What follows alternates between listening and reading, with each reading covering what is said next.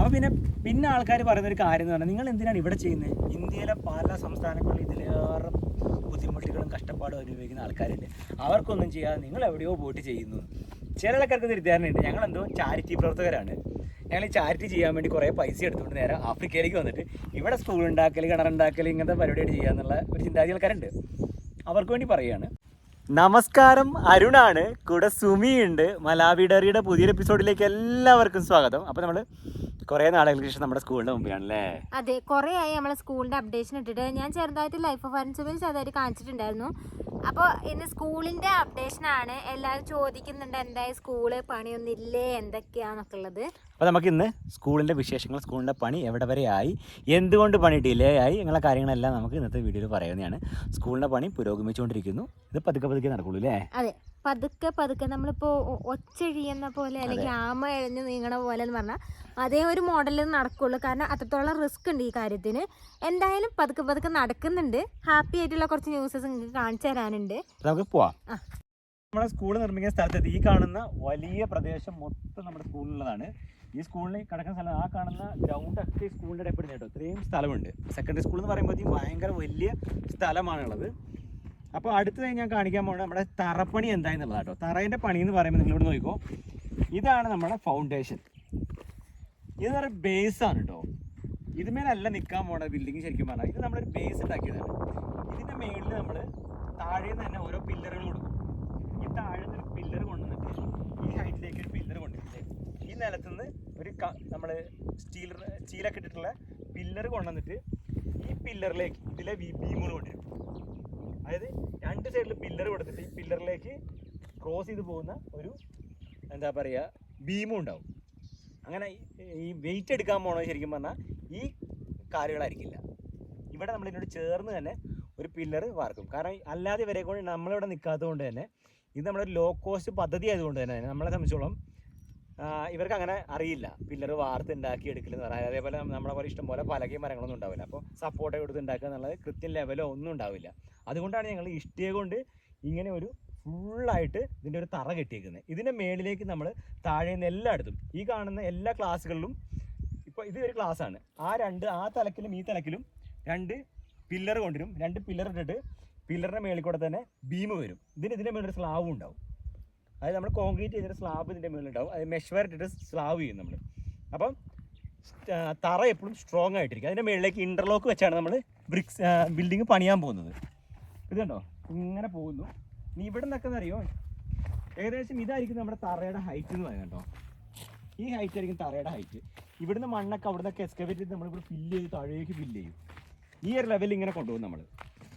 അവിടെ ഈ ഒരു ലെവലിൽ ക്ലാസ്സിനെ കൊണ്ടുപോയി അവിടേക്ക് എത്തുമ്പോൾ കുറച്ച് ഹൈറ്റ് കൂടുതലാണ്. കാരണം ഇതൊരു സ്ലോപ്പായിട്ടുള്ള ഏരിയ കേട്ടോ. കാരണം ഈ കോർണറിലേക്ക് വരുമ്പോൾ നല്ല ഹൈറ്റ് ഉണ്ട്. അപ്പോൾ ഇവിടെ നമ്മൾ ബേക്കിൽ കെട്ടിയിട്ട് മണ്ണിടണം. നല്ല രീതിയിൽ മണ്ണ് കൊണ്ടുവന്ന് പുഷ് ചെയ്തിട്ട് ഇവിടെയൊക്കെ ഈ ഒരു ലെവലിലേക്ക് കൊണ്ടുവരും നമ്മൾ. ഇതാണ് ശരിക്കും പറഞ്ഞാൽ നമ്മുടെ ഒരു ഗ്രൗണ്ട് ലെവൽ എന്ന് പറയുന്നത്. ഈ ഗ്രൗണ്ട് ലെവലിൽ നമ്മൾ എന്ത് ചെയ്യണം, അവിടെ ആ മേളിൽ നിന്നൊക്കെ മണ്ണിടും. കാരണം അവിടെയൊക്കെ ഓഫീസ് റൂമുകൾ വരാനുള്ള കേട്ടോ. അവിടെ ഓഫീസ് റൂം, ലാബ്, അതുപോലെ തന്നെ ടോയ്ലറ്റ്സ്, അങ്ങനെ ലൈബ്രറി, ഇങ്ങനെ എല്ലാ കാര്യങ്ങളും സെക്കൻഡറി സ്കൂളിൽ ആവശ്യമുള്ളതാണ്. അതൊക്കെ അവിടെ വരും. അങ്ങനെ ഈ മണ്ണെല്ലാം കൊണ്ടുവന്ന് നമ്മൾ പുഷ് ചെയ്തിട്ട് ഇത് ലെവലാക്കും. അങ്ങോട്ട് ലെവൽ ചെയ്തിട്ട് വേണം നമുക്ക്. അപ്പൊ ഈ ഹൈറ്റ് കുറയും കേട്ടോ. ഹൈറ്റ് കുറയും. ഇങ്ങോട്ട് ഭയങ്കര കുത്തനെയാണ് താഴ്ഭാഗത്തേക്ക്. മണ്ണിന്റെ ലെവൽ വരിക എന്ന് പറഞ്ഞാൽ ഈ ഒരു ലെവലിൽ മണ്ണ് വരും. ഇവിടെ ആ ഒരു ലെവലിൽ ഇവിടെ മണ്ണ് വന്ന് കയറും. അപ്പോൾ ഇത്ര ഹൈറ്റേ തറക്കുണ്ടാവുള്ളൂ. ഇതിൻ്റെ മുകളിലേക്ക് ഒരു ബീമും കാര്യം കൂടെ വരും. അപ്പോൾ ഏകദേശം ഒരു ഈ ഹൈറ്റ് കൂടെ വരും മിക്കവാറും. കാരണം ഇത്രയും ഒരു നമ്മുടെ സ്ലാബല്ല നമ്മുടെ ബീം വരുന്നുണ്ട്. ബീമിന് ഒരു ഇത്ര ഹൈറ്റ് ബീമിനും കൂടെ വരും. അപ്പോൾ ഒരു ബീം വന്നു കഴിയുമ്പം ഇത് സ്ട്രോങ് ആയി നിൽക്കും. അപ്പോൾ അങ്ങനെയാണ് നമ്മുടെ പണി നടക്കുന്നത്. 4 ക്ലാസ്സുകൾ. അപ്പോൾ ഇവിടെ എന്ന് പറഞ്ഞാൽ ഫോം 1, ഫോം 2, ഫോം 3, ഫോം 4 എന്നാണ് നമ്മൾ തുടങ്ങുന്നത്. അപ്പോൾ അതായത് എത്ര പോരല്ലോ, ഇനിയും വേണം ബിൽഡിങ്ങുകൾ, ഡിവിഷനുകളൊക്കെ. അത് ഫ്യൂച്ചറിൽ ഇങ്ങനെ ആഡ് ചെയ്തുകൊണ്ടിരിക്കും. അത് നമ്മളല്ലെങ്കിലും ഓർഗനൈസേഷനിൽ ഇതൊരെണ്ണം വന്നു കഴിയുമ്പോൾ ഉറപ്പായിട്ടും അതിൻ്റെ കൂടെ പലതും സ്പോൺസർഷിപ്പ് വരികയൊക്കെ ചെയ്യും. അപ്പോൾ നമ്മളെ തന്നെ ഒരുപാട് ആളുകൾ കോൺടാക്ട് ചെയ്യുന്നുണ്ട്. സ്കൂളിന് മറ്റെന്തെങ്കിലും ബിൽഡിങ്ങുകൾ വേണോ, എന്തെങ്കിലും ഹെൽപ്പ് വേണോ എന്ന് വെച്ചിട്ട് ഒരുപാട് ആൾക്കാർ നമ്മളെ കോൺടാക്ട് ചെയ്യുന്നുണ്ട്. അല്ലാതെ തന്നെ മലാവിയുള്ള ഓർഗനൈസേഷനുകളൊക്കെ ഇതിനകത്ത് സപ്പോർട്ട് ചെയ്തവരും പല കാര്യങ്ങളും ചെയ്യാൻ സാധ്യതയുണ്ട്. കാരണം നമ്മുടെ ചിസ്ല സ്കൂളിൽ നമ്മളൊരു 4 ബിൽഡിംഗ് ഉണ്ടാക്കിയപ്പോൾ അതിൻ്റെ അപ്പുറത്തും ഇപ്പുറത്തും 2 ബിൽഡിങ്, അതുപോലെ ടോയ്ലറ്റ്സ്, അങ്ങനെ പല കാര്യങ്ങളും വന്നിട്ടുണ്ട്. അപ്പോൾ അതുപോലെ തന്നെ ഇവിടെയും വരാൻ ചാൻസ്. അപ്പോൾ ആദ്യം നമുക്ക് ആവശ്യമുള്ളത് ഒറ്റ ക്ലാസ് റൂമാണ്. അതായത് 10ാം ക്ലാസ്സിലെ കുട്ടികൾ 8ാം ക്ലാസ്സിലെ കുട്ടികൾ 8 കഴിഞ്ഞപ്പോൾ 9ാമത്തെ ഡിവിഷൻ, ഇവിടെ 9 ഇല്ല, ഫോം 1, ഫോം 2, ഫോം 3, ഫോം 4 ആണ്. അപ്പം ഫോം 1ലെ കുട്ടികൾ മാത്രമായിരിക്കും വരും. അപ്പോൾ ഒരു 50-60 കുട്ടികൾ നമ്മൾ ഒരു ക്ലാസ്സിലേക്ക് ഇടുകയെന്ന് വെച്ചോ, 60 കുട്ടികൾ പഠിക്കുന്നു. ഇവിടെ 2 ഷിഫ്റ്റായിട്ട് കുട്ടികളെ പഠിപ്പിക്കുക. ക്ലാസ് റൂമിൻ്റെ അഭാവം മൂലം മലാവിയിൽ പലപ്പോഴും 2 എന്താ പറയുക ഷിഫ്റ്റായിട്ട് പഠിപ്പിക്കുക. അത് രാവിലെ 7 മണി തൊട്ട് 12 മണി വരെ ഷിഫ്റ്റ്, അത് 12 മണി 1 മണി തൊട്ട് 5 മണി വരെ വേറൊരു ഷിഫ്റ്റ്, അങ്ങനെ 2 ഷിഫ്റ്റ്. അപ്പോൾ അങ്ങനെ വേണമെങ്കിൽ 2 ഡിവിഷൻ കുട്ടികൾക്ക് പഠിക്കാൻ പറ്റും. അതായത് ഫോം 1ൽ ഒരു 100 കുട്ടികൾക്ക് പഠിക്കാൻ പറ്റും. അടുത്ത വർഷം ആകുമ്പോഴത്തേക്കും ഈ ഫോം 1ലെ കുട്ടികൾ അടുത്ത ക്ലാസ് റൂമിലേക്ക് പോകും. അപ്പോൾ അതുവരെ എന്ന് പറഞ്ഞാൽ ഒരു 2-3 വർഷത്തേക്ക് ഈ അടുത്ത 2-3 ക്ലാസ് റൂം ഒഴിഞ്ഞു കിടക്കും. അപ്പോൾ ഒന്നിൽ ഫോം 1ലെ കുട്ടികൾ വരും, അവർ ഫോം 1ൽ നിന്ന് പാസ്സായി കഴിയുമ്പോഴാണ് അടുത്ത ഫോം 1ലെ കുട്ടികൾ വരിക.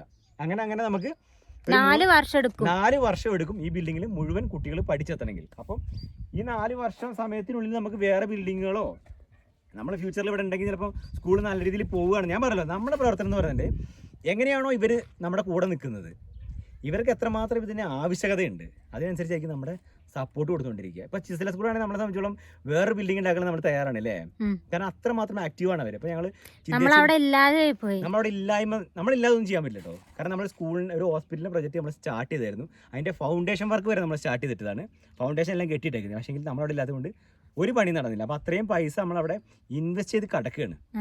അതായത് നമുക്ക് വേറെ ഓപ്ഷൻ ഇല്ല, നമുക്കത് ഇടയ്ക്കൊന്ന് പോയി നോക്കാനുള്ള ഒരു ചാൻസ് 50 കിലോമീറ്റർ ദൂരം ഉണ്ട് അങ്ങോട്ട്. അപ്പൊ നമുക്ക് അവിടേക്ക് പോകാൻ പറ്റില്ല. അപ്പൊ നമ്മൾ എപ്പോഴും പ്ലാൻ ചെയ്യാൻ നമ്മുടെ പ്രസൻസ് ഇല്ലാതെ ചെയ്യാൻ പറ്റില്ല. കാരണം ഇത് മറ്റു ഓർഗനൈസേഷനുകളോ മറ്റ് സംഘടനകളോ ചെയ്യുന്ന പോലെ ഒരു പ്രവൃത്തിയല്ല നമ്മുടേത്. നമ്മുടെ പ്രവർത്തനം എന്ന് പറയുന്നത് തന്നെ വ്യത്യസ്തമായ രീതിയിലാണ്. അതായത് ഒരു ഗ്രാമത്തിലെ ആളുകളുടെ ഇൻവോൾവ്മെന്റ്സ്, അവരുടെ വോളണ്ടറി വർക്കുകളൊക്കെ ഉപയോഗിച്ചാണ് നമ്മൾ ചെയ്യുന്നത്. പക്ഷെ അത് അത്രമാത്രം ഒന്നും പ്രാവർത്തികമല്ല താനും. കാരണം ചെറിയ ചെറിയ പരിപാടിയിലൊക്കെ നടക്കുള്ളൂ. ഇപ്പോൾ ഇവിടെ എന്ന് പറഞ്ഞാൽ ഞങ്ങളിത് ഇത്രയും നാൾ ലേറ്റ് ആയെന്ന് പറഞ്ഞു കഴിഞ്ഞാൽ ഇവിടുത്തെ ആളുകൾ വരാനും എത്താനും പറ്റാതെ. ഇപ്പം നമ്മൾ പൊണേല, നമ്മുടെ കുളമൊക്കെ ഉണ്ടാകുന്ന സ്ഥലത്ത് നിന്ന് പൊണേലയിൽ നിന്ന് ഉള്ള ബ്രിക്ലേയേഴ്സിനെ കൊണ്ടുവന്ന് നമ്മളൊരു കോൺട്രാക്ട് കൊടുത്തിട്ടാണ് ഇപ്പോൾ നമ്മൾ ഈ ഫൗണ്ടേഷൻ വർക്ക് ഒരാഴ്ച ആയിട്ടുള്ളൂ അല്ലേ? അതെ, കഴിഞ്ഞ വെള്ളിയാഴ്ച ഒരാഴ്ചയായിട്ടുള്ളൂ ഈ സാധനം. ഫൗണ്ടേഷൻ്റെ ഏകദേശം 3/4 ഭാഗം കഴിഞ്ഞു. അപ്പോൾ ശരിക്കും ഇന്ന് പണി നടക്കേണ്ടതാണ്. ഞായറാഴ്ച ആണെങ്കിലും നമ്മൾ കോൺട്രാക്ട് കൊടുത്തതുകൊണ്ട് അവർ ഇന്ന് പണി ചെയ്യേണ്ടതാണ്. പക്ഷെ നമ്മുടെ മണൽ കഴിഞ്ഞു പോയി. ഇന്നലെ മണൽ എടുക്കാൻ വേണ്ടി വണ്ടി പോയതാണ് കേട്ടോ. കാരണം വർക്ക് സ്റ്റോപ്പ് ചെയ്യാതിരിക്കാൻ വേണ്ടിയിട്ട് മണൽ കഴിയുന്നതിന് മുന്നേ തന്നെ നമ്മൾ ട്രിപ്പ് അടിക്കലുണ്ടായിരുന്നു. പക്ഷെ ഇന്നലെ പോയപ്പോൾ നമ്മളൊരു 3 ടണറും കൊണ്ടാണ് പോയത്. അത് പോണ വഴിക്ക് ബ്രേക്ക് ഡൗൺ ആയി. ഇന്നലെ ഫുള്ള് അതിൻ്റെ പണി നോക്കിയെന്നില്ല, പക്ഷേ ശരിയായില്ല. അങ്ങനെ ഇന്ന് പിന്നെ വേറൊരു വണ്ടി, ഒരു 5 ടണർ അവർ കണ്ടെത്തിയിട്ടുണ്ട്. അപ്പോൾ ആ 5 ടണറും കൊണ്ട് ആൾക്കാരൊക്കെ മണലെടുക്കാൻ പുഴയിൽ പോയതാണ്. അതുകൊണ്ട് തന്നെ ബ്രിക്ലേയേഴ്സിന് ഇന്ന് ഇവിടെ പണിയില്ല കേട്ടോ. അവരൊക്കെ അവിടെ ഉണ്ട്. അവർ പുണയിലേന്ന് വന്നതുകൊണ്ട് തന്നെ അവർക്ക് ഇവിടെ ഒരു വീട് കൊടുത്തേക്ക്, ഗ്രാമത്തിലുള്ള നമ്മൾ സ്കൂളിൻ്റെ അടുത്ത് തന്നെ ഒരു വീട് ഒഴിച്ചു കൊടുത്തിട്ടുണ്ട് അവർക്ക് താമസിക്കാൻ. കാരണം കഴിഞ്ഞ വെള്ളിയാഴ്ച വന്നതാണ്, ഇന്നിപ്പോൾ ഞായറാഴ്ചയായി. അപ്പോൾ ഇത്രയും ഒരു വീക്കിലേറെ ആയി. അപ്പോൾ അവർ വന്നിട്ട് അപ്പോൾ അവർക്ക് താമസിക്കാനൊക്കെ വേണ്ടിയിട്ട് ഇവിടെ ഒരു വീടും കൊടുത്തിട്ടുണ്ട്. പിന്നെ ബാക്കി കാര്യങ്ങളൊക്കെ നമ്മൾ അറേഞ്ച് ചെയ്ത് കൊടുത്തിട്ടുണ്ട് കേട്ടോ. അങ്ങനെയാണ് ഇപ്പം നമ്മുടെ പണി നടന്നുകൊണ്ടിരിക്കുന്നത്.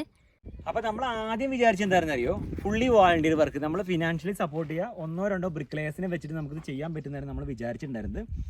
പക്ഷേ പ്രൈമറി സ്കൂളുകൾ പോലെ അല്ല സെക്കൻഡറി സ്കൂൾ എന്ന് പറയുന്നത്.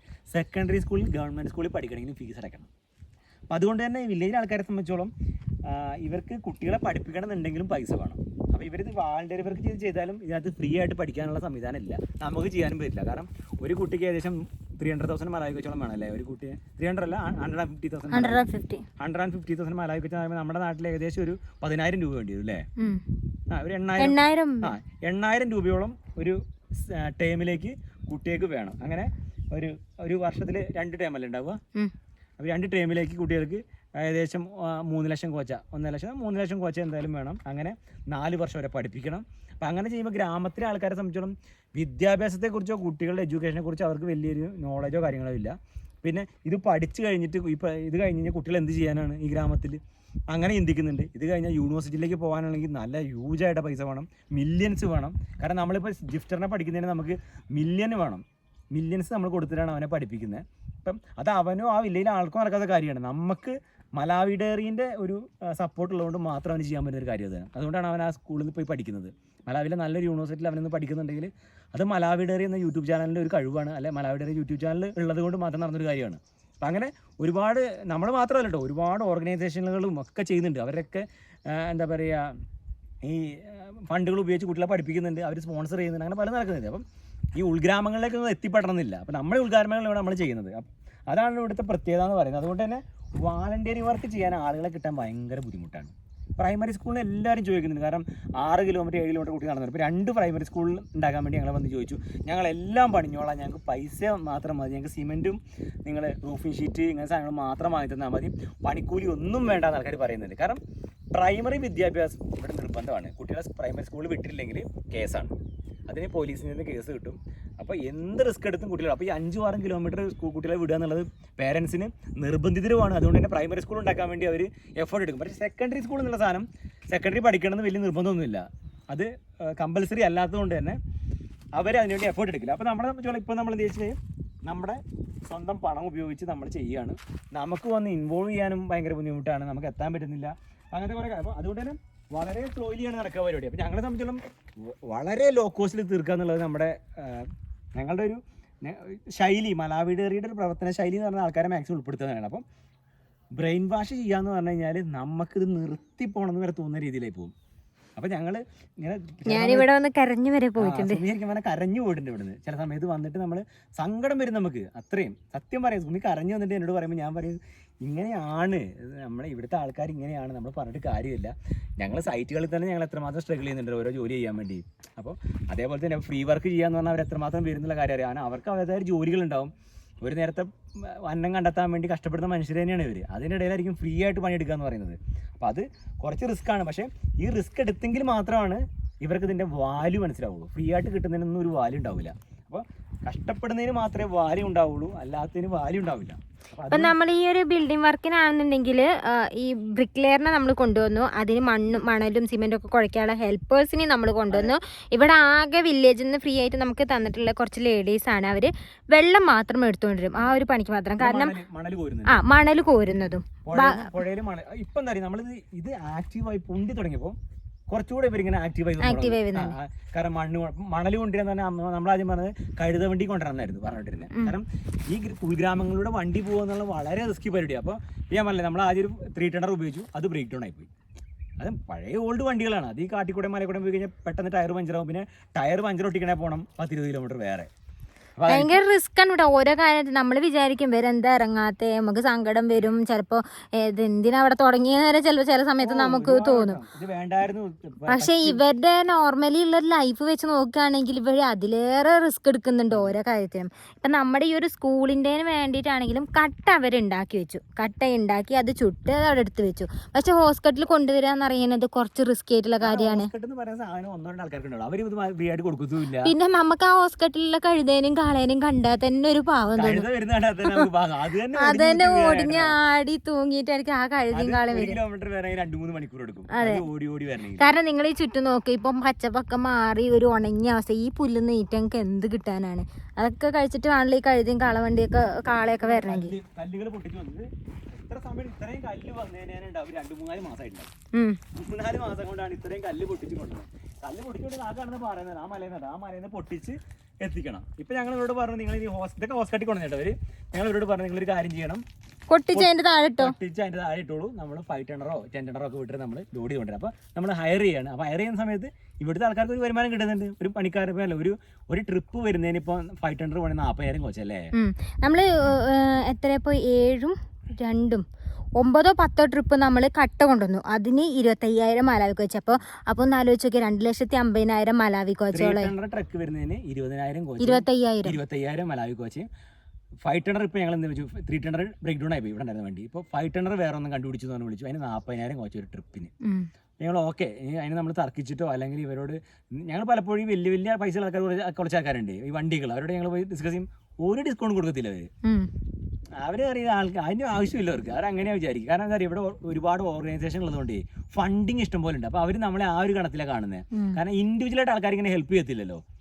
ഇൻഡിവിജ്വലായിട്ട് വന്നിട്ട് ഇങ്ങനെ വലിയ സ്കൂൾ പ്രൊജക്റ്റുകളോ കാര്യങ്ങളോ ഒന്നും ആരും ചെയ്യില്ലാത്തതുകൊണ്ട് തന്നെ ഇവരെ സംബന്ധിച്ചോളം വിചാരിക്കുന്നത് നമ്മളും വലിയൊരു ഓർഗനൈസേഷൻ പോലെയാണ്. ഇഷ്ടംപോലെ ഫണ്ട് നമ്മുടെ അടുത്തുണ്ട്, കൊണ്ടുവന്നങ്ങ് മില്യൻസ് എന്ന് പറയുമ്പോൾ വെറും സിമ്പിളാന്ന് കരുതുന്നത്. അതാണ് ഇവർ ചോദിക്കുന്നത് സിമ്പിളായിട്ട്.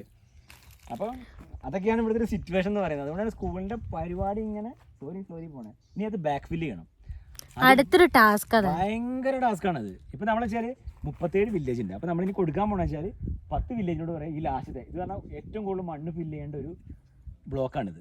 കാരണം അത് ഏറ്റവും ഹൈറ്റിലുള്ളതാണ്. അതായത് ഒരാളുടെ ഹൈറ്റ് മണ്ണ് അതിനകത്ത് ഫില്ല് ചെയ്യണം. അതിൻ്റെ താഴ്ഭാഗം മാത്രമല്ല, ഇതടിക്കൊന്നുമില്ല, ആ മൂലയിൽ മാത്രം കുറച്ച് കൂടുതൽ മണ്ണ് വരുന്നുണ്ട്. പൊട്ടുകട്ടയെല്ലാം ഇട്ടതിന് ശേഷം നമ്മൾ മണ്ണ് ഫില്ല് ചെയ്യണം, വെള്ളം ഒഴിച്ചത് കോമ്പാക്ട് ചെയ്യണം. അതിന് ശേഷം ഇങ്ങോട്ട് വില്ലേജിൽ കുറച്ച് കൊണ്ടുവരും. ഒരു 10 വില്ലേജുകാരോട് ഇതിനകത്ത് നടക്കാൻ പറയാം. അപ്പോൾ എന്ന് പറഞ്ഞാൽ ഈ കാണുന്ന സ്ഥലം, ഈ സ്ഥലം മൊത്തം നമുക്ക് ഇനി മണ്ണെല്ലാം കൊത്തിയെടുത്തിട്ട് ഇതിനുള്ളിൽ നടക്കണം. അതുപോലെ ബാക്ക് സൈഡൊക്കെ ആ ഫ്രണ്ട് സൈഡിലൊക്കെ കൊണ്ട് ഫില്ല് ചെയ്യണം. അങ്ങനെ പരിപാടിയില്ല. അപ്പോൾ നിങ്ങൾ പെട്ടെന്ന് എല്ലാവരും ചോദിക്കുന്ന ചോദ്യമാണ്, JCB ഇല്ലേ, JCB വിളിച്ചൂടെ എന്ന് ചോദിക്കും. നിങ്ങൾ എന്താ JCB വിളിക്കാത്തത്? JCB വിളിച്ച് ചെയ്യേണ്ടേ? അവർക്ക് കുറച്ച് എളുപ്പമാവില്ലേ? സംഭവം ശരിയാണ്. ഞങ്ങളെ സംബന്ധിച്ചുള്ള ഏറ്റവും സിമ്പിൾ പ്രോഗ്രാമും അത് തന്നെയാണ്. പക്ഷേ എങ്കിൽ ഇവിടെ സാധനം കിട്ടാനില്ല. ഒരു JCB വരിക എന്ന് പറഞ്ഞിട്ടുണ്ടെങ്കിൽ 37 കിലോമീറ്റർ ദൂരം നിന്ന് വേണം ഒരു JCB ഇവിടെ വരണമെങ്കിൽ. ഇത് വന്നിട്ട് ഇവിടെ പണിയാന്ന് പറഞ്ഞാൽ ഇത് പിന്നെ ഈ ഓണർമാർ സമ്മതിക്കില്ല. കാരണം വെച്ചാൽ ഇതൊക്കെ ഉൾഗ്രാമങ്ങളാണ്, നല്ല വഴി ഉണ്ടാവില്ല. ഇവിടെ വന്ന് പണി എന്തെങ്കിലും ബ്രേക്ക് ഡൗൺ ആയി കഴിഞ്ഞാൽ പിന്നെ അതിന് വേറെ പണി, അങ്ങനെ ഒരുപാട് തലവേദനയാണത്. അല്ലാതെ വേറെ പ്രശ്നം ഞങ്ങൾ പറഞ്ഞാൽ മാക്സിമം ഇവരുടെ മാൻ പവർ യൂസ് ചെയ്യുക എന്നുള്ളതാണ്. മിഷനറികൾ എവിടെയാണ് നമ്മൾ ഉപയോഗിക്കേണ്ടത്? മാൻ പവർ കുറയുമ്പോൾ, മാൻ പവർ ഇല്ല, മനുഷ്യരെ കൊണ്ട് പറ്റാത്ത കാര്യങ്ങളാണ് ശരിക്കും പറഞ്ഞാൽ നമ്മൾ മിഷനറി ഉപയോഗിക്കേണ്ടത്. അതായത് നമ്മളിത് അനാവശ്യ ചിലവുകളാണ്. ഞാൻ പറഞ്ഞത് 37 വില്ലേജുകളിലെ മനുഷ്യരുണ്ട് ഇവിടെ. ആ 37 വില്ലേജ് മനുഷ്യരോട് ബാക്ക് ഫില്ല് ചെയ്യാൻ പറഞ്ഞാൽ ഫില്ല് ചെയ്യണം. 37 വില്ലേജ് എന്ന് പറയുമ്പോൾ എത്ര ആയിരക്കണക്കിന് ആൾക്കാരുണ്ടാവും. ഒരു കൊട്ട മണ്ണ് ഒരാളിട്ടാൽ മതി. ഒരു വീട്ടിൽ നിന്ന് ഒരാൾ ഒരു കൊട്ട മണ്ണിടുക, അടുത്ത കൊട്ട ഇടുക, അങ്ങനെ തന്നെ എന്ന് പറയും. അപ്പോൾ അങ്ങനെ നമ്മൾ മാക്സിമം ഇവരെയും കൂടി ഉൾപ്പെടുത്തി ചെയ്തെങ്കിൽ മാത്രമാണ് ഇവർക്ക് ഇതിൻ്റെ ഒരു വാല്യൂ ഉണ്ടാവുള്ളൂ. ഞങ്ങൾ കഷ്ടപ്പെട്ടുണ്ടാക്കിയൊരു സാധനമാണെന്നുള്ള ഇവർക്ക് തോന്നണം. അപ്പോൾ നമ്മൾ മാക്സിമം ട്രൈ ചെയ്യും. ഇനി കഴിഞ്ഞില്ല എന്നുണ്ടെങ്കിൽ ഇത് ചെയ്ത പോലെ തന്നെ ലാസ്റ്റ് നമ്മൾ JCB ഒക്കെ വിളിക്കേണ്ടിയും വരും. ഇല്ലയെന്ന് ഞങ്ങൾ പറയുന്നില്ല കേട്ടോ. കാരണം ഇത് ഞങ്ങൾ മാനുവലി ആൾക്കാരെ കൊണ്ട് ഫ്രീ ആയിട്ട് ചെയ്യിക്കേണ്ട പല കാര്യങ്ങളും ഇന്നിപ്പോൾ കംപ്ലീറ്റ്ലി പേയ്മെൻറ്റ് കൊടുത്താൽ ചെയ്യണത്. അപ്പോൾ മാക്സിമം നമ്മൾ ശ്രമിക്കും. ഇതിൻ്റെ കോസ്റ്റ് അല്ലേ, ഒരു JCB വന്ന് ഇതൊക്കെ പണിയെടുത്ത് പോകണമെങ്കിൽ ഏകദേശം ഞങ്ങൾ 2 മില്യൺ മലാവി വെച്ച് കൊടുക്കേണ്ടി വരും ഇത്രയും പണിഞ്ഞ് പോകണമെങ്കിൽ. കാരണം JCB വന്ന് ഓടി വരാനുള്ള ട്രാൻസ്പോർട്ട്. JCB ഓടിച്ചുകൊണ്ട് വരാൻ പറ്റില്ല, നമ്മുടെ നാട്ടിൽ ഭയങ്കര ഓടിച്ചുകൊണ്ട് വരാൻ പറ്റില്ല JCB. അതിന് ലോ ബഡ് വേണം. ലോ ബഡ് കയറ്റിയിട്ടുണ്ട് JCB കൊണ്ടുവരണമെങ്കിൽ. ആ JCB ഇവിടെ ലോ ബഡ് കൊണ്ടുവരണമെങ്കിൽ ലോ ബഡിന് സാധനം ഹയർ ചെയ്യണം. അതിൻ്റെ ലോ ബഡ് കയറ്റി കൊണ്ട് നമ്മുടെ നാട്ടിലെ ഒരു മിഷനറി എല്ലാം കൂടെ ഓടിച്ചുകൊണ്ട് വരാൻ പറ്റുന്നില്ല. അതിനൊക്കെ പ്രത്യേക പെർമിറ്റുകളുണ്ട്. അത് സാധനം ഒരു വലിയ ലോ ബഡിൽ കയറ്റി ട്രക്കിൽ കയറ്റിയിട്ട് ഈ സാധനം കൊണ്ടുവരാൻ പറ്റുള്ളൂ. ഇവിടെ കൊണ്ടുവന്ന് മാന്തി നടക്കണം. ഇത് അതിന് വേണ്ടി ഡീസൽ ഫ്യൂൽ അങ്ങനെ പല കാര്യങ്ങളും കൊണ്ടുവരണം. അപ്പം ഹ്യൂജ് എമൗണ്ട് പോകും. നമ്മുടെ ഒരു ബിൽഡിംഗ് പണിയുന്നതിൻ്റെ പൈസ ആയിരിക്കും നമ്മൾ ഈ JCB മാന്താൻ വേണ്ടി ഉപയോഗിക്കുന്നത്. ലോ കോസ്റ്റ് ക്രൗഡ് ഫണ്ടിങ് ഉപയോഗിച്ചല്ല ഈ സ്കൂൾ പണിയുന്നത്, ഇൻഡിവിജ്വൽ ഫണ്ട് ഉപയോഗിച്ചിട്ടാണ്. അതാണ് പ്രത്യേകത. അപ്പോൾ അതുകൊണ്ട് തന്നെ അതിൻ്റേതായ പരിമിതികളുണ്ടാവും. അത് ചെയ്തിട്ടാണ് ചെയ്യുക. അതാണ് മലാവി ഡയറിയുടെ പ്രത്യേകത. മലാവി ഡയറി മറ്റുള്ളവരിൽ നിന്നും മറ്റുള്ള പ്രവർത്തനങ്ങളിൽ നിന്നും വ്യത്യസ്തമായി നിൽക്കുന്നതും അതുകൊണ്ട് തന്നെയാണ്. വളരെ ചെറിയ കോസ്റ്റ് കൊണ്ട് ഇപ്പോൾ ഒരു കിണർ കുഴിക്കുകയാണെങ്കിലോ ഒക്കെ കിണറിൻ്റെ കോസ്റ്റ് തന്നെ ചിലപ്പോൾ 1 ലക്ഷത്തിന് മേളിൽ പോകും. പക്ഷെ നമ്മളത് 80,000 രൂപയ്ക്ക് 50,000 രൂപയ്ക്ക് ചെയ്യാന്ന് പറഞ്ഞിട്ടുണ്ടെങ്കിൽ അതിന് ഞങ്ങൾ 1 ലക്ഷം രൂപേൻ്റെ എഫോർട്ട് എടുക്കണ്ടാവും.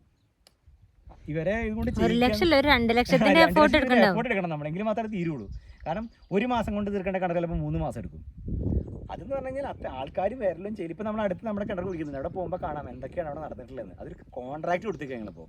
എന്നിട്ട് പറഞ്ഞേക്കാണ് നിങ്ങളെ ഹെൽപ്പ് ചെയ്യണം, ഹെൽപ്പ് ചെയ്തില്ലേ നിങ്ങൾ തന്നെ പണിഞ്ഞോണം എന്ന് പറഞ്ഞിട്ട്. കാരണം ഇവരെ ഹെൽപ്പ് ചെയ്യില്ല എന്ന് പറഞ്ഞാൽ ഇവർ പറയും മറ്റൊരു വന്ന് പണിഞ്ഞില്ല എന്ന് പറഞ്ഞിട്ട് പണിക്കാർ വെറുതിരിക്കും.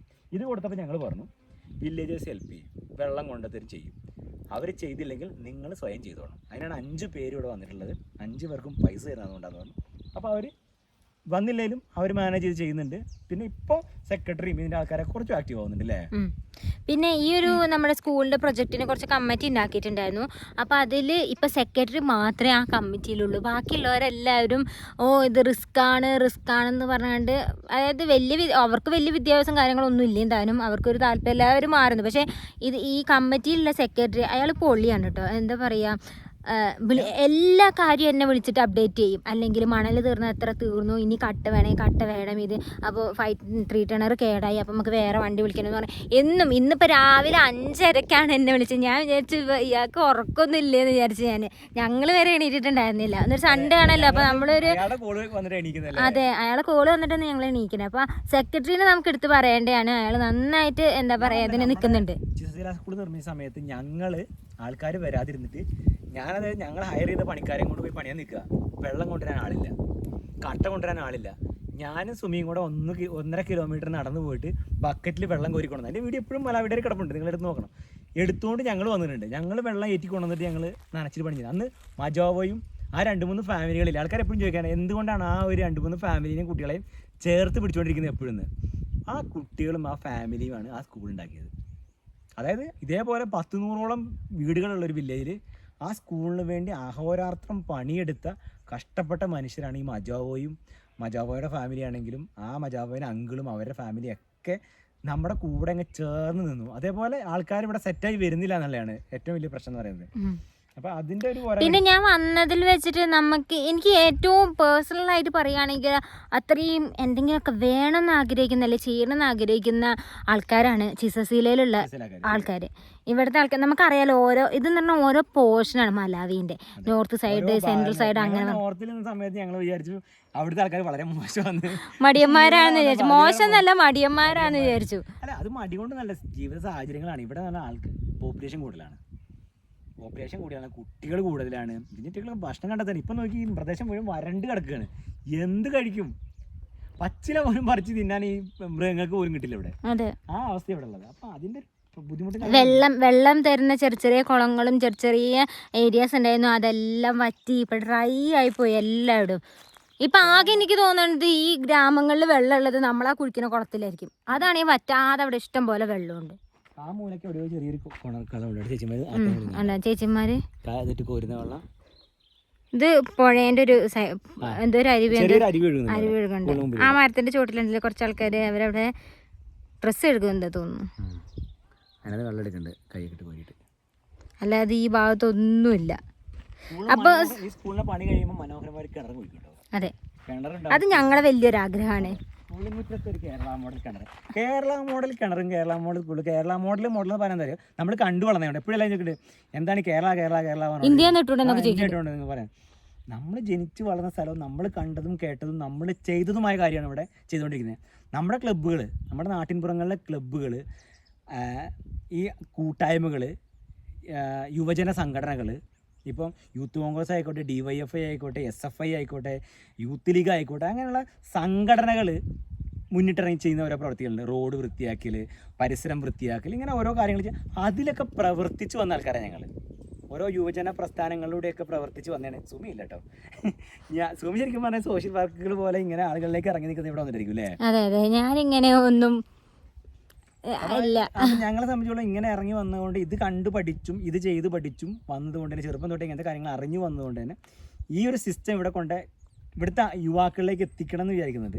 അതിനുള്ള പ്രയത്നമാണ് നമ്മൾ ചെയ്യുന്നത്. ആ ഒരു സിറ്റുവേഷൻ അപ്പോൾ നമ്മൾ എപ്പോഴും പറയാറില്ലേ, രാഷ്ട്രീയ പാർട്ടികളെ ആണെങ്കിലും നമ്മൾ യുവജന സംഘടനകളെയൊക്കെ നമ്മൾ വളരെ പുച്ഛത്തോടെയൊക്കെ നമ്മൾ നാട്ടിൽ നിന്ന് ഇപ്പോൾ പറയാറുണ്ട്. പക്ഷേ ഉണ്ടല്ലോ, അതിൻ്റെയൊക്കെ ഒരു വാല്യൂ അറിയണമെങ്കിൽ, ആ പ്രവർത്തനത്തിൻ്റെയും ആ സമരത്തിൻ്റെയും ഒക്കെ വാല്യൂ അറിയണമെങ്കിൽ ഇതുപോലുള്ള സ്ഥലങ്ങളിൽ വന്ന് നിൽക്കണം. നമ്മൾ അങ്ങനെയുള്ള പ്രവർത്തനങ്ങളുടെ ഭാഗമാവും. നമ്മൾ ശരിക്കും നമ്മുടെ വീട്ടിലെ മക്കളോടൊക്കെ പറയും, ഇതിനൊന്നും പോകരുത്, നിങ്ങളുടെ ലൈഫ് ഒരിക്കലും അല്ല കേട്ടോ. നമ്മൾ ശരിക്കും അങ്ങനത്തെ ഒക്കെ എക്സ്പീരിയൻസ് ചെയ്യണം.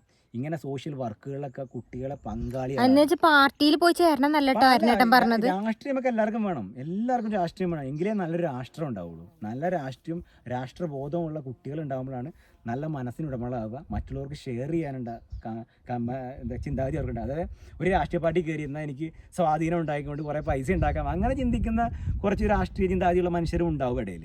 അങ്ങനെയല്ല, ഒരു സേവനം, നമ്മുടെ ഒരു സേവനം നാടിന് വേണ്ടി ചെയ്യണമെന്ന് ചിന്തിക്കുന്ന സമൂഹമൊക്കെ ഉണ്ടാകുന്നത് ഈ യുവജന സംഘടനകളിലും സ്റ്റുഡൻറ്റ് ഫെഡറേഷനുകളിലൊക്കെയാണ്. അതിൻ്റെ കുറവുകളുണ്ട് ശരിക്കും പറഞ്ഞാൽ. അതൊക്കെ ഉണ്ടായി വരുമ്പോഴാണ് ശരിക്കും പറഞ്ഞാൽ ചെറിയ ഡെവലപ്മെൻറ്റുകൾ ഉണ്ടാവുക. അങ്ങനെ പല പല കാര്യങ്ങൾ ചെയ്യാനുള്ള കൂട്ടായ്മകൾ ഉണ്ടാകുക, ക്ലബ്ബുകൾ ഉണ്ടാകുക. ഇവിടെ ക്ലബ്ബുകൾ ഉണ്ടാകണം, വായനശാലകൾ ഉണ്ടാകണം. അവിടെയാണ് അറിവുകളും ആഘോഷങ്ങളും എല്ലാം ഉണ്ടാവുക. അപ്പോൾ അതൊക്കെ നമ്മുടെ നാട് പഠിപ്പിച്ച കാര്യങ്ങൾ കേട്ടോ.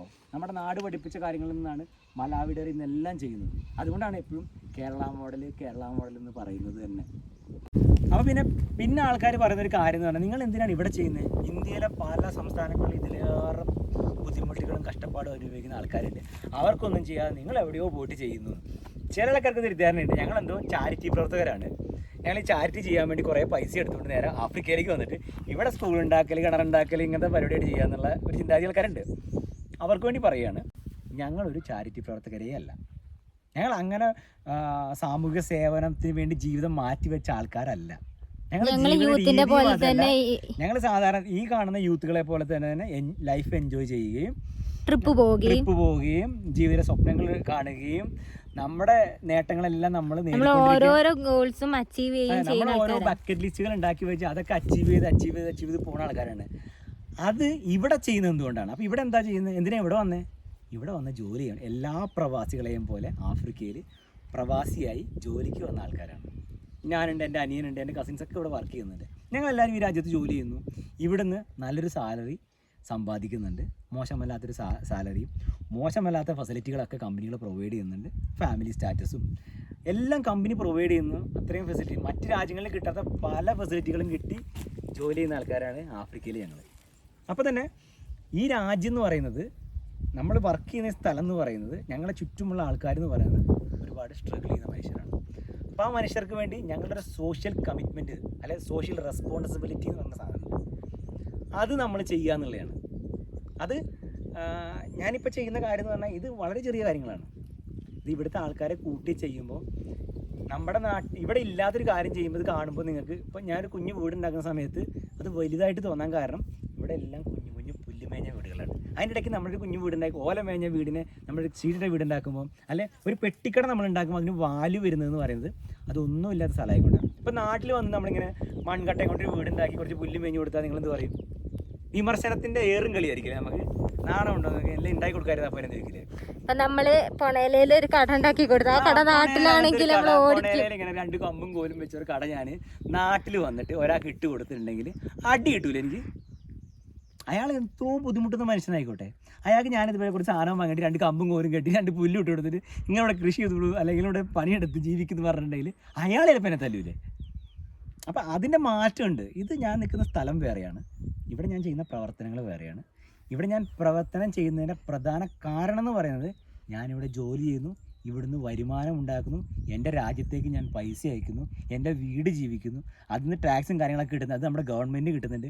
ഇവിടുന്ന് ഞങ്ങൾ അയക്കുന്ന പൈസ മുഴുവൻ നാട്ടിലെ അക്കൗണ്ടിലാണ് വരുന്നത്, അല്ല ഇവിടെ അല്ല ഈ പൈസ വെക്കുന്നത്. ഇത് ഞങ്ങൾ ഞങ്ങളുടെ സാലറീൻ്റെ ഒരു ഭാഗം മാറ്റി വെക്കുന്നുണ്ട്, യൂട്യൂബിൽ നിന്ന് കിട്ടുന്ന റവന്യൂ ഉപയോഗിക്കുന്നുണ്ട്. ഇതെല്ലാം കൂടെ ഉപയോഗിച്ചിട്ട് ഞങ്ങൾ ഇവിടെ ചെയ്യുന്ന പ്രവർത്തനങ്ങളാണ്. ഇപ്പം നാട്ടിലിപ്പോൾ ഞങ്ങൾ പറയില്ല, നാട്ടിൽ ഒരുപാട് പേര് ചെയ്യുന്നുണ്ടെന്നേ. നമ്മുടെ ചെറിയ ക്ലബ്ബുകളില്ലേ 10 രൂപ പിരിവിട്ടിട്ട് ചെറിയൊരു വെയിറ്റ് ഷെഡ് ഉണ്ടാക്കുന്നില്ലേ, ബിരിയാണി ചലഞ്ച് വെച്ച് ഓരോരുത്തർ സഹായിക്കുന്നില്ലേ, വെച്ചിട്ട് ഓരോരുത്തരെ ഹെൽപ്പ് ചെയ്യുന്നില്ലേ, സെയിം അത് മാത്രമാണ് ഞങ്ങൾ ചെയ്യുന്നത്. അതിൽ കൂടുതൽ ഒന്നും ചെയ്യുന്നില്ല ഞങ്ങൾ. അതിനേക്കാളും വലിയ ആൾക്കാരും അല്ല ഞങ്ങൾ. ഞങ്ങൾ വളരെ ചെറിയ മനുഷ്യരാണ്. ഈ രാജ്യത്ത് വന്ന് ചെയ്യുമ്പം ഈ രാജ്യത്ത് ചെയ്യുന്നതുകൊണ്ട് ഇതിനെ ഞങ്ങൾക്ക് ഭയങ്കര ബിൽഡപ്പൊക്കെ. ഇതുപോലെ ഞങ്ങളൊരു സ്കൂൾ ഉണ്ടാക്കാൻ നമ്മുടെ നോട്ടി നോക്കി ആരെങ്കിലും വരുമോ? നമുക്കൊരു സ്കൂൾ വേണം, നമുക്കൊരു കാര്യം ചെയ്യാം, നമുക്കെല്ലാവരും കൂടെ സ്കൂൾ നിർമ്മിക്കാൻ എത്ര ആൾക്കാർ ഹെൽപ്പ് ചെയ്യും? എത്ര ആൾക്കാർ ഫ്രീ ആയിട്ട് പണിയെടുക്കും? ആരും വരില്ല. എൻ്റെ ആവശ്യമില്ല എന്ന് പറയും. ഇത് ഗവൺമെൻറ് ചെയ്യട്ടെന്നല്ല നമ്മൾ പറയുള്ളൂ. അല്ലെ നിങ്ങൾക്ക് ഫണ്ടിൻ്റെ നിങ്ങൾ ഉണ്ടാക്കി കൊടുക്കുന്നില്ല. ഇപ്പോൾ നമ്മളൊരു വീടുണ്ടാക്കുക, ഒരാൾക്ക് വീടുണ്ടാക്കി കൊടുത്താൽ എത്ര ആൾക്കാർ വീടുണ്ടാക്കാൻ കൂടും ഫ്രീ ആയിട്ട്? അപ്പോൾ അതിനൊരു ലിമിറ്റേഷൻസ് ഉണ്ട്. അപ്പോൾ ഞങ്ങൾ ചെയ്യുന്ന പ്രവർത്തനങ്ങൾ എന്ന് പറയുന്നത് ഒരിക്കലും ചാരിറ്റി അല്ല. ഞങ്ങൾ ചെയ്യുന്ന പ്രവർത്തനം ഒരിക്കലും ചാരിറ്റി എന്ന് പറയാനും പറ്റില്ല. ഒരു സോഷ്യൽ റെസ്പോൺസിബിലിറ്റി ചെയ്തു പോകുന്ന ആൾക്കാരാണ്. ഇത് കഴിഞ്ഞു പോയാൽ കഴിഞ്ഞു. ഇതിന് ഞങ്ങൾക്ക് നന്ദിയോ സ്നേഹമോ ഇത് ഞങ്ങൾ ഓർത്തേപ്പിച്ച് ചിലക്കുള്ളൂ കഴിഞ്ഞില്ലേ, അത് കഴിഞ്ഞു. അവിടെ കുട്ടികൾക്ക് ഭക്ഷണം എല്ലാം കിട്ടുന്നുണ്ട്. അതൊരു തീർന്ന അധ്യായമാണ്. അത് അവർ നല്ല രീതിയിൽ അവർ ഞങ്ങളെ ഓർക്കണമെന്ന് പോലും ഞങ്ങൾ ആഗ്രഹിക്കുന്നില്ല. അവർ ഞങ്ങളെ ഓർക്കണമെന്നൊന്നുമില്ല. ഞങ്ങളുടെ ഹാപ്പിനെസ് ഞങ്ങളുടെ കിട്ടി കഴിഞ്ഞു എന്നുള്ളതാണ്. ഞങ്ങളുടെ ഹാപ്പിനെസ്സിന് വേണ്ടി ചെയ്യുന്ന കാര്യങ്ങളാണ് ചെയ്യുന്നത്. അത് നാട്ടിലെ ആളുകൾ ഇഷ്ടംപോലെ ചെയ്യുന്നുണ്ട്. നാട്ടിലൊരാൾക്ക് വയ്യാതെ വന്നു കഴിഞ്ഞാൽ ഒരു ഹോസ്പിറ്റലിൽ കോടികൾ മലയാളികൾ പിരിക്കുന്നില്ലേ? നമ്മൾ ഓരോ രൂപ വെച്ചിട്ടാണെന്നുണ്ടെങ്കിലും 10 രൂപ 20 രൂപ ഇട്ട് കോടിക്കണക്കിന് നമ്മൾ രൂപ ഉണ്ടാക്കിയിട്ട് നമ്മുടെ സഹോദരങ്ങൾ നമ്മൾ ചേർത്ത് പിടിക്കുന്നില്ലേ? സെയിമാണ് നമ്മൾ ചെയ്യുന്നത്. അതൊന്നും ഒരു ചാരിറ്റി എന്നല്ല നമുക്ക് പറയേണ്ടത്. അതൊക്കെ നമ്മുടെ സോഷ്യൽ റെസ്പോൺസിബിലിറ്റിയാണ്. നമ്മുടെ കൂടെയുള്ള മനുഷ്യരെ ചേർത്ത് പിടിക്കുക എന്നുള്ളതാണ്. അത് എവിടെയാണെങ്കിലും നമ്മൾ ചെയ്യാനുള്ളത്. ഇവിടെ ചെയ്യുന്നത് ഇവിടെ ജോലി ചെയ്യുന്നതുകൊണ്ട് മാത്രമാണ്. അപ്പം നമ്മുടെ ഫസ്റ്റിലോട് മണൽ വന്നു. നമ്മൾ വന്നിട്ട് ഒന്നും കണ്ടില്ലല്ലോ വിചാരിക്കാം. 5 ടണ്ണർ ഇതാ ഞങ്ങൾ പറഞ്ഞ 5 ടണ്ണർ ഇതാക്കണേ അവർ കൊണ്ടുവരുന്നുണ്ട്. ആ ഗ്രൗണ്ടിൽ കൂടെ വന്ന ഇപ്പം വണ്ടി ഇങ്ങോട്ട് കയറുമായിരിക്കില്ലേ?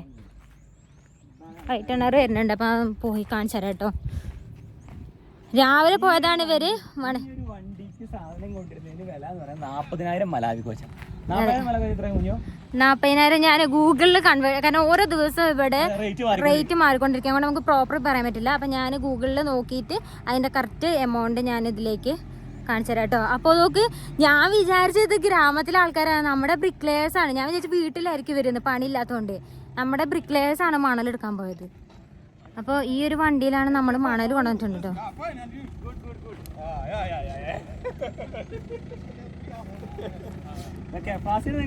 നമ്മുടെ കോട്ടിട്ട കിണർ പണി.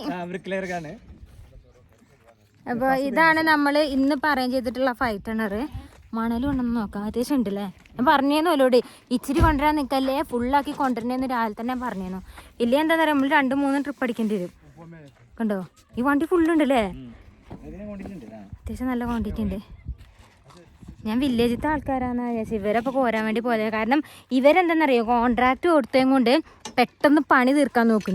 കുറച്ച് ദിവസത്തിൻ്റെ ഉള്ളിൽ അവർ പെട്ടെന്ന് പണി തീർക്കാൻ നോക്കും. അതുകൊണ്ട് വലിയൊരു കാര്യമുണ്ട്. അപ്പം അങ്ങനെ നമ്മുടെ മണലെത്തിയിട്ടുണ്ട് കേട്ടോ.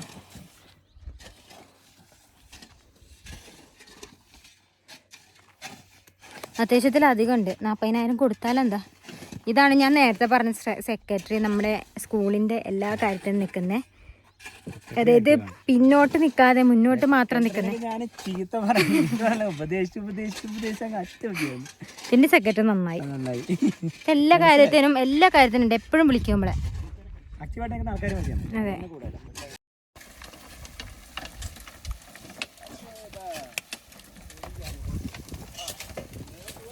നല്ല മണ്ണുണ്ടല്ലേ. മണ്ണല്ല, മണല്, പുഴമണല്. അങ്ങനെ ഞാൻ കെഫാസിന് ഇതിന്റെ ബീം ഉണ്ടാക്കുന്നതും അതുപോലെ തന്നെ പില്ലർ ഉണ്ടാക്കുന്ന കാര്യം പറഞ്ഞു കൊടുക്കട്ടെ. കാരണം നമ്മൾ പറഞ്ഞു കെഫാസ്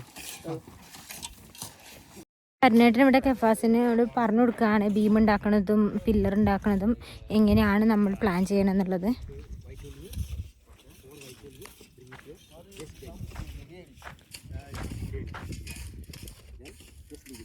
concrete up to here, steel just going to take this. Then after we need to make it on top of this, yeah, beam, this beam and this beam on top of this beam, yeah. This one should be coming like square.